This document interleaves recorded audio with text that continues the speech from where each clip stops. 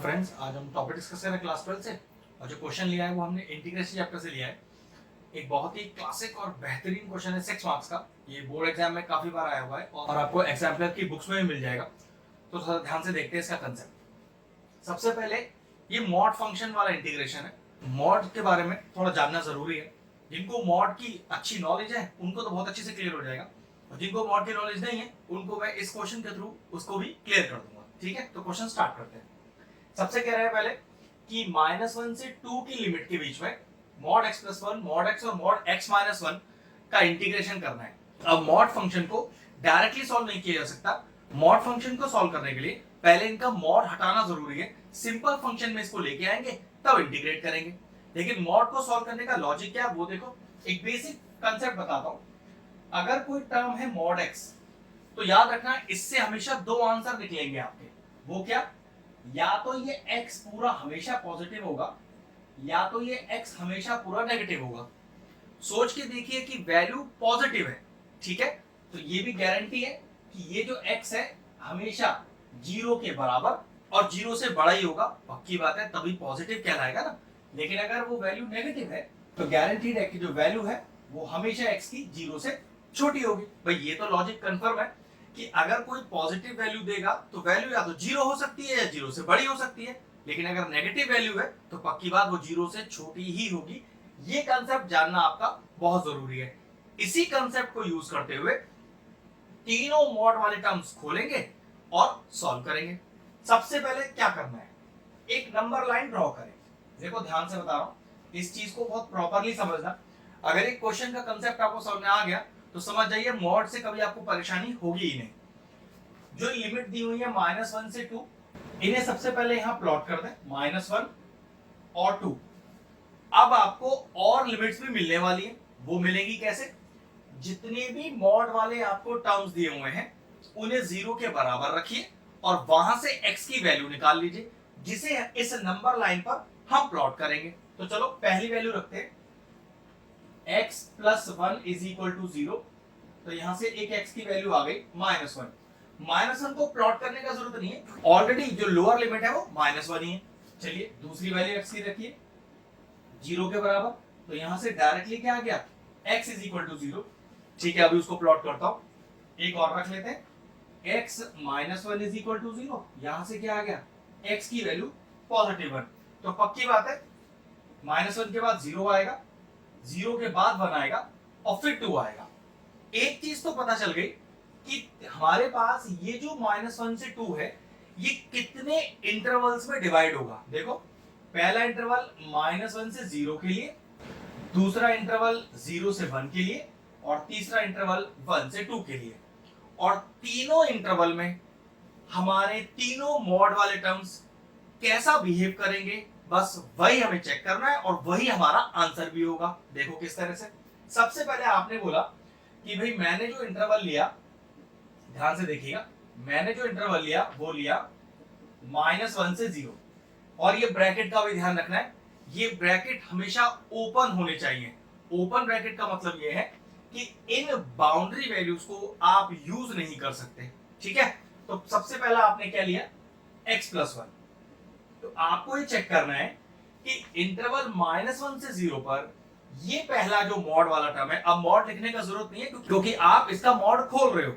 और अगर मॉड खुलेगा तो मैंने अभी बताया था या तो पॉजिटिव होगा या तो नेगेटिव होगा। तो मुझे ये चेक करना है कि मेरा ये मॉड वाला टर्म इस इंटरवल के बीच में पॉजिटिव है या नेगेटिव है। उसको चेक करने का तरीका देखो, -1 से 0 के बीच की कोई भी वैल्यू ले लो जो आपकी मर्जी हो। तो चलो हम ले लेते हैं माइनस का 0.5 और इस माइनस के 0.5 को यहां रख के देखिए।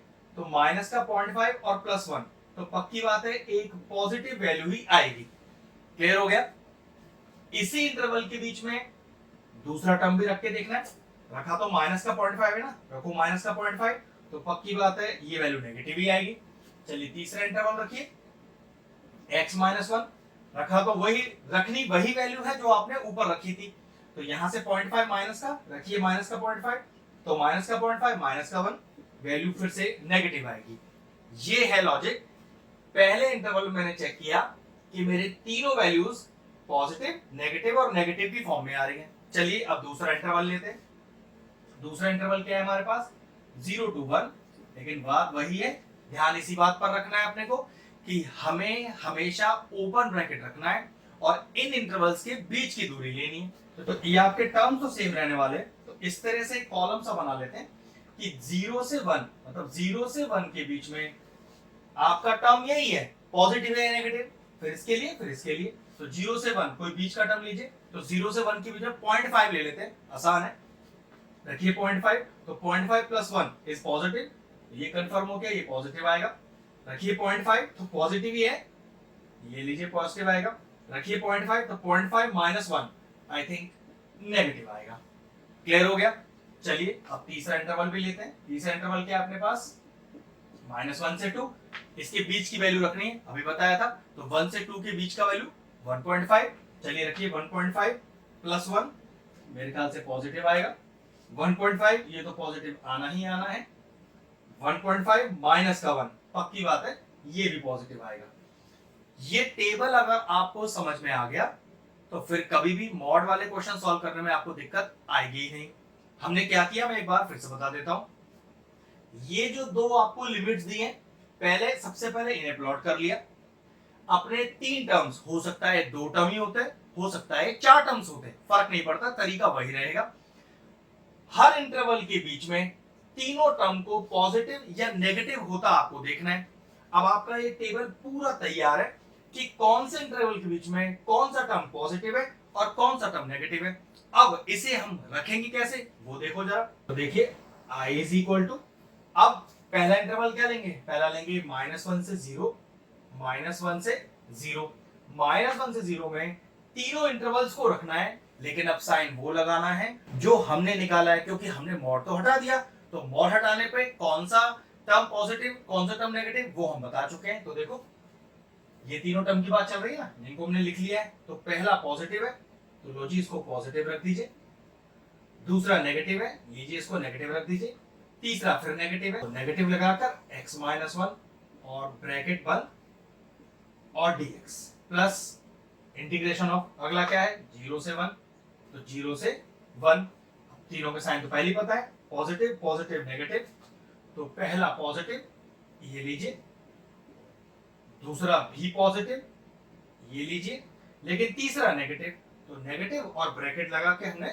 फिर से इसे लिख लिया और dx प्लस, इसको नीचे लिख लेता हूं प्लस, अब इंटीग्रेशन कहां से है 1 से 2 तक का, अब 1 से 2 के इंटीग्रेशन में तीनों ही पॉजिटिव है, तो चलिए तीनों को पॉजिटिव लिखिए, तो x प्लस 1 प्लस x और x-1 ब्रैकेट बंद और dx, ये लीजिए।